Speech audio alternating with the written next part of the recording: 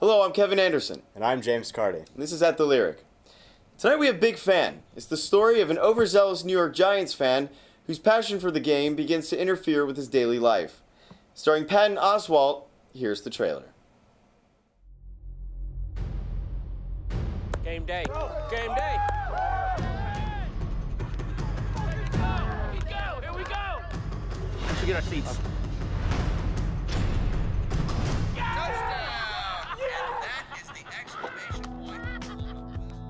Hello?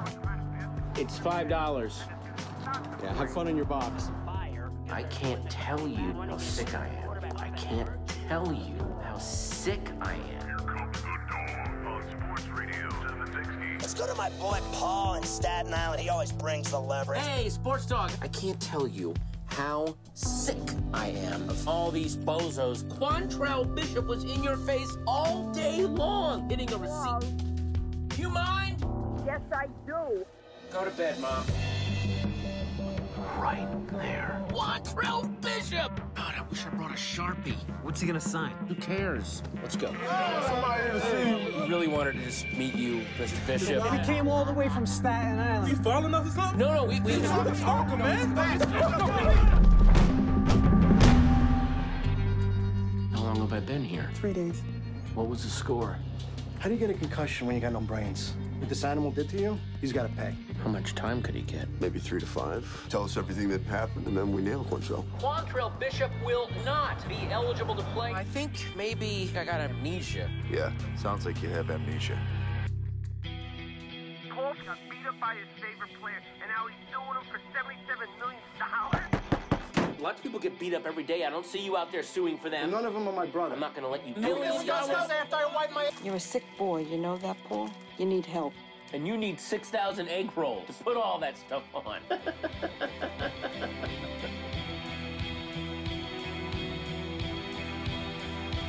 There's basic stuff every person needs. Family, children. No, I don't want it. I don't want it.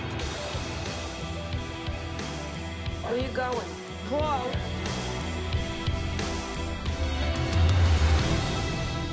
It's gonna be a great year. You know, James, first heard about this movie and read about it in New York Magazine over the summer, and they were saying that this movie basically has made and will make Patton Oswalt's career. Oh, absolutely. I agree. I mean, before this, he's been just mainly on TV, stand-up comedian. I think really a couple of the only things I can remember him from are, he's had a little bit parts everywhere, it seems like. But he had a role on The King of Queens or something, and then he was also he was the villain in the Reno 911 movie. Oh, yeah. So he's definitely taken a step up here. Definitely, with definitely. Big This Fan. was this was a classy movie. This was a real movie. It's about as Great classy script. about as Great classy script. as you can make Staten Island. That's for sure. Definitely. He was great. It was a really original movie. I mean, I've never really seen something like this before. I mean, kind of a crazy fan who just goes way too far with everything. Well, there was a movie in the '90s with Wesley Snipes and Robert De Niro called The Fan, which is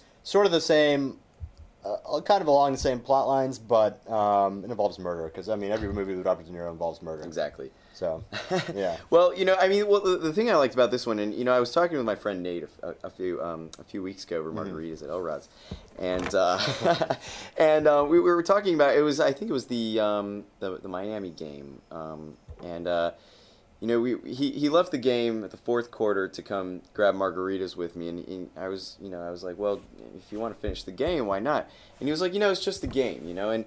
We were talking about this whole idea of fandom and football, and some people just take it too far. Some people just let it consume their lives, and make it everything that they stand for. Yeah. And this is definitely this movie was definitely a great examination of that psychology. Yeah, I agree. And it really analyzed it well and set it up for a really great ending. We're not going to give it away because it's a little surprise, but you'll leave the theater happy after this movie. Yeah, which is, considering the main character ends up in jail, is a little. It's a little great. Yeah, it's pretty great. The reason why. So what else about this movie did you like? Well, it was dark, but it wasn't dark It wasn't like the diving bell and the butterfly. Oh, bell, no, where it didn't, no. it didn't make you just want. I didn't kill yourself at the end. It didn't want to make you hide in the cupboard afterward. It was. I wasn't crying at the end of this movie at all. No, it was a true dark comedy. I think definitely. There were moments of pure comedy, and it was also very dark at the same time, which I like. Lots of moments of sad. You know, one of the things that really got me about this movie was the I felt so much agonizing pain and suffering in myself during this movie. I wanted to go and reach out to this guy. Yeah. You know, it was frustrating because he didn't really, he didn't want to, he was just really tough to deal with.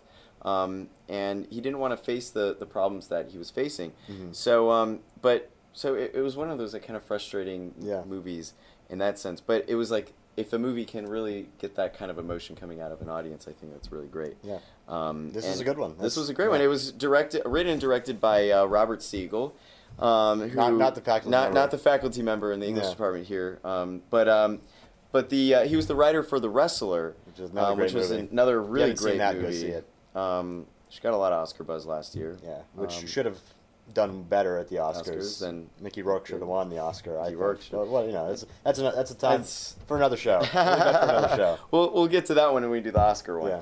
Yeah. Anyway, so why should we see this film, James? It all boils down to, do you like watching good movies? And go see it. It's cheap. It's with the lyric. It's $4 on Monday. Go see it. It's great. Free popcorn. You missed it. And it's funny because I you know me, James. I detest football. I hate. I'm not a huge sports guy myself. But this was a great football movie, great sports movie. It obviously went a lot deeper than sports.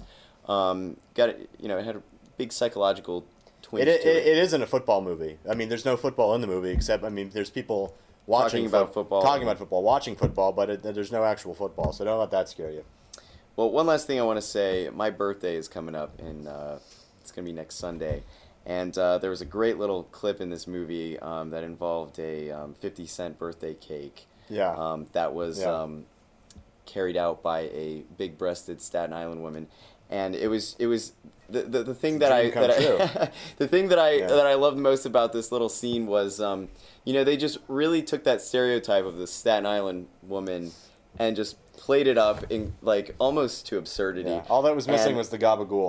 That's all that was missing. All we needed is some gabagool. So for my birthday next week, James, I want some gabagool. Okay, we have that. And a 50-cent cake carried out by a big-breasted Staten Island. I'll see what I can do. Get that? Yeah. Call your people. I'll call my people. See what we can do. All right. Sounds good. All right. Well, that's all for Ad Lyric tonight, and we'll see you guys next week for Moon. Moon.